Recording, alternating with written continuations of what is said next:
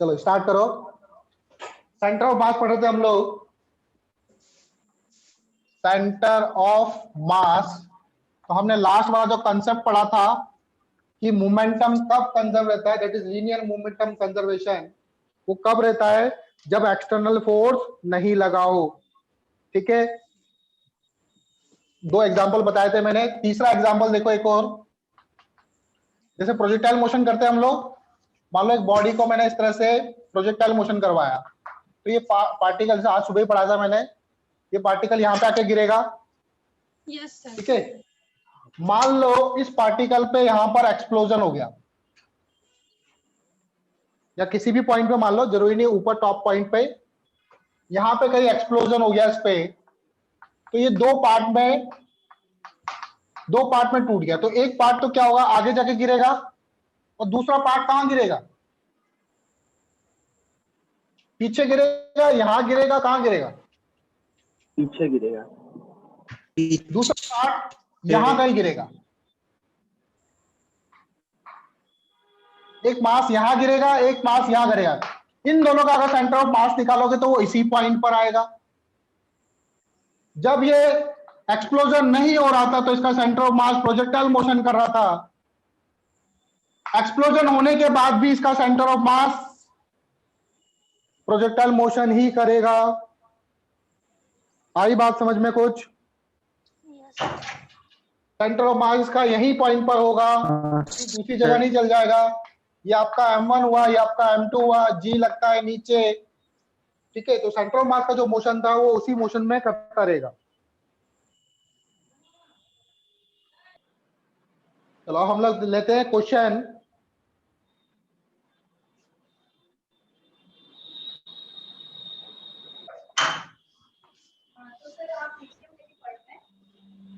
Question लो एक, ball of mass, question low, ball of mass 2 kg is projected at an angle of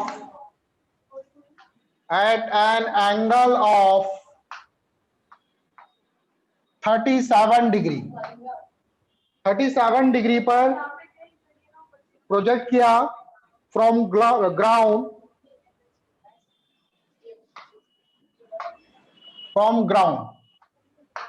eight highest point. Highest आज ही बताया था मैंने, highest point जहां पर H max होता है। Eight highest point it explodes, इसमें एक्सप्लोजन होता है, और एक्सप्लोजन होने के बाद आपको पता है क्या होगा, ये दो पार्ट में टूट गया। It explodes in mass ratio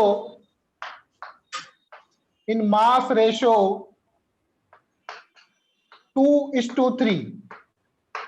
2:3 के मास रेशो में बढ़ गया ये, such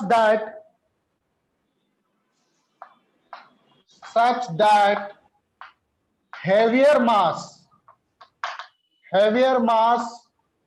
stops at that point। heavier mass जो है वो स्टॉप हो गया फर्दर मूव करना at that point। ठीक है, उसी पॉइंट पे स्टॉप हो गया। Find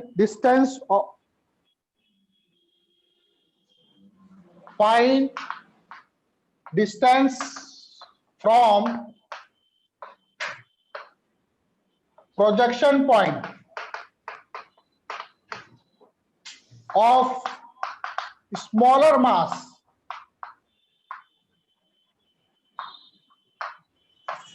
false.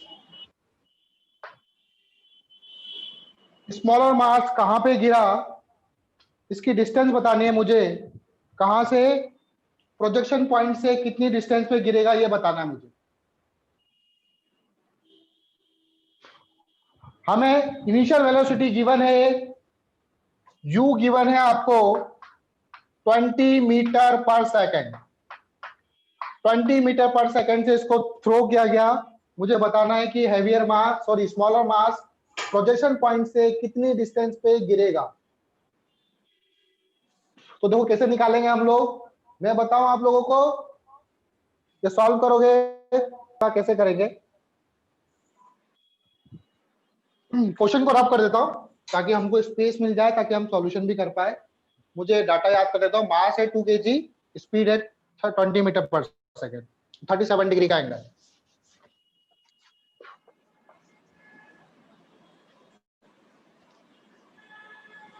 चलो सॉल्यूशन देखो इसका। तो इस तरह से प्रोजेक्टाइल मोशन कर रहा है। कितनी वेलोसिटी से फेंका मैंने इसको, 20 मीटर पर सेकेंड। यहाँ पर 2 kg का मास है। अगर मान लो ये एक्सप्लोजन नहीं होता तो ये पार्टिकल यहाँ पे आके गिरता, इसका सेंटर ऑफ मास यहाँ पर आता, यहाँ से लेके ये, और ये आपका क्या प्रोजेक्शन पॉइंट है, यहाँ से लेके यहाँ तक की डिस्टेंस क्या होती है, आपकी रेंज होती है। लेकिन ऐसा नहीं हुआ यहाँ पे क्या हुआ, एक्सप्लोजन हुआ। कहां पर एक्सप्लोजन हुआ, हाईएस्ट पॉइंट पर।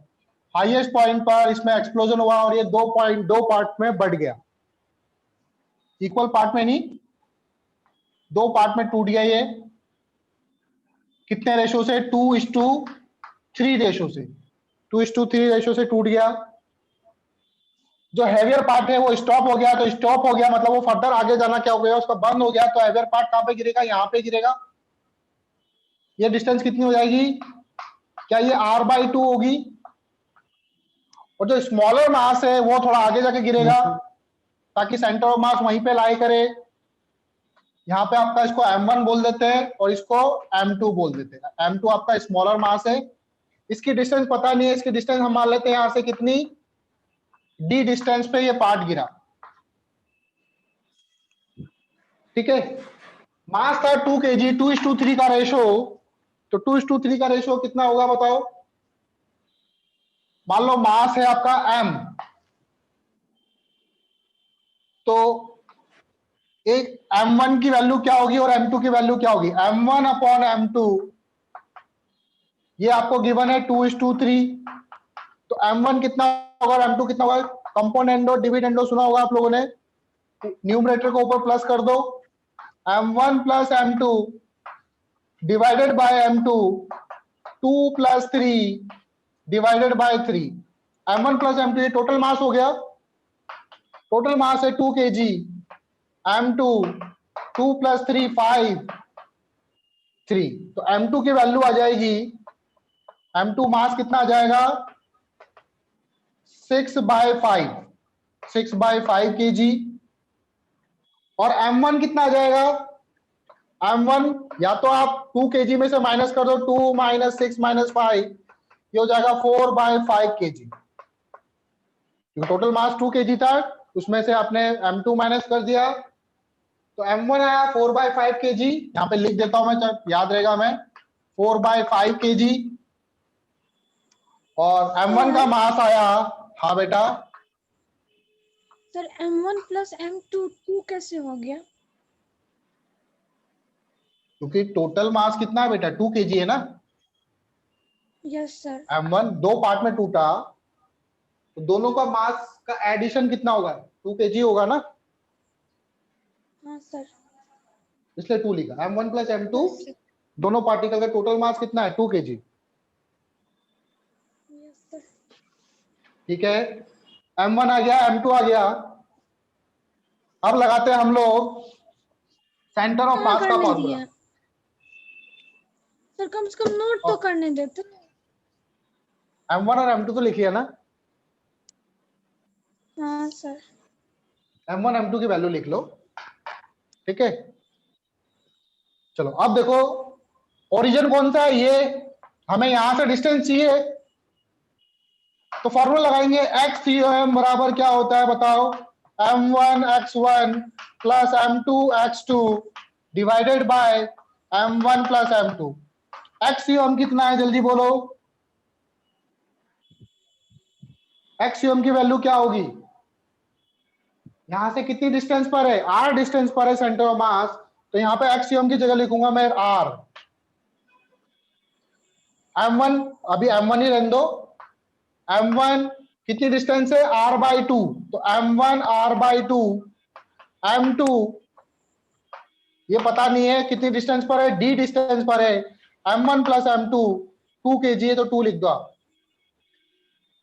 यहां से हमें क्या निकालना है, D निकालना है, तो 2R क्रॉस मल्टीप्लाई कर दो, M2D बराबर देखो क्या हो जाएगा, मैं डायरेक्ट कर रहा हूं 2R माइनस M1 R/2, सही कर रहा हूं। अब M1 और M2 की वैल्यू भी पुट कर दो आप लोग।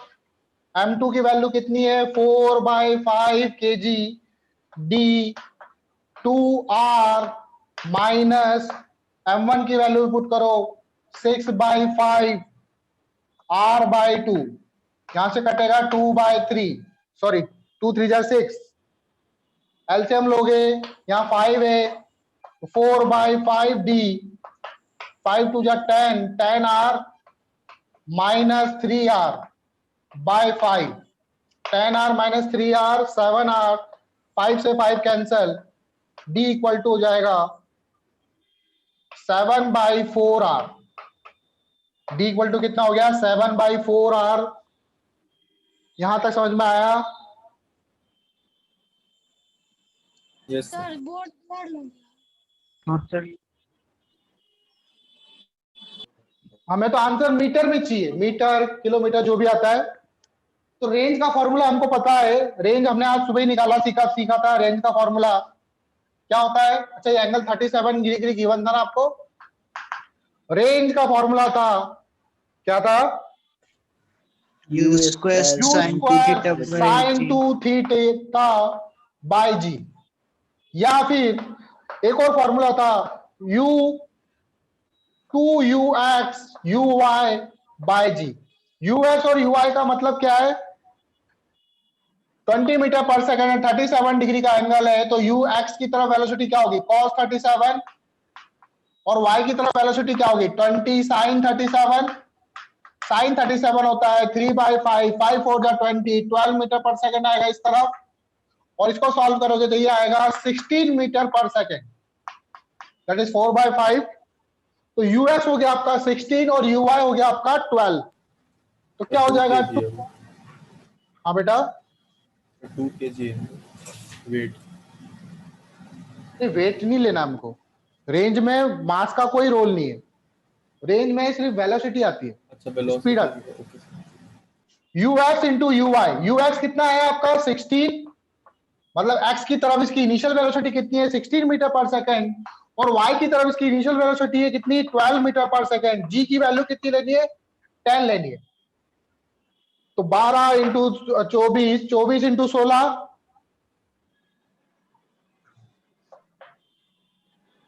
मल्टीप्लाई कर लो, 24 इंटू 16, 6 4 जा 24,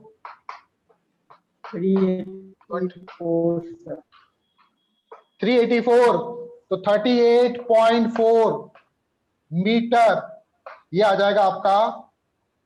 सॉरी, मल्टीप्लाई मत करो, सॉरी, अभी तो इसकी वैल्यू भी पुट करनी है हमको। तो D बराबर क्या हो जाएगा, D इक्वल टू हो जाएगा 7/4 इंटू 2 इंटू 16 इंटू 12/10।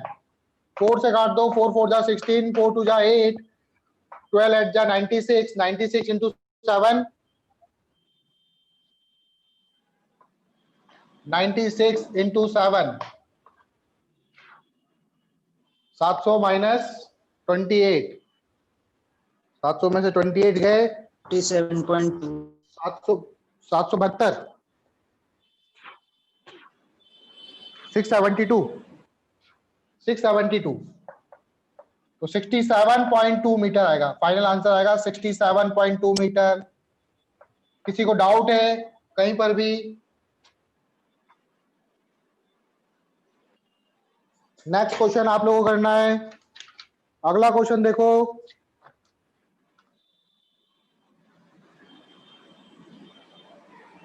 रब कर रहा हूं उसको मैं।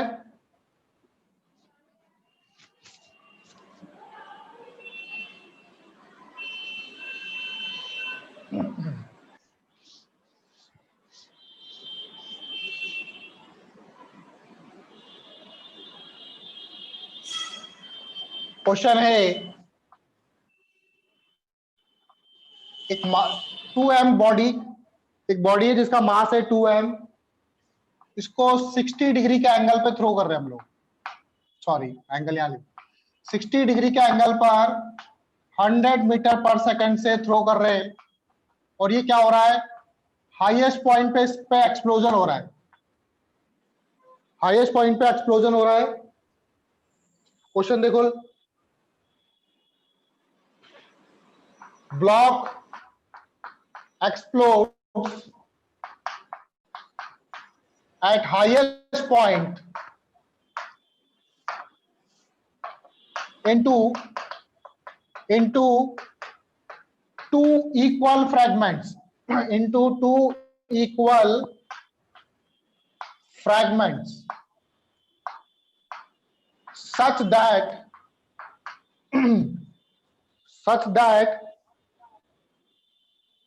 one fragment comes back to point of projection. One fragment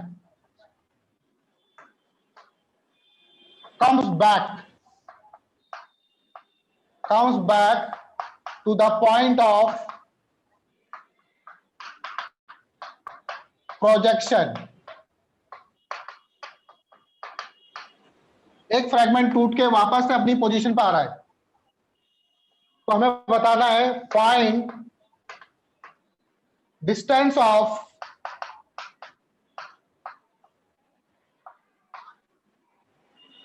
other fragment from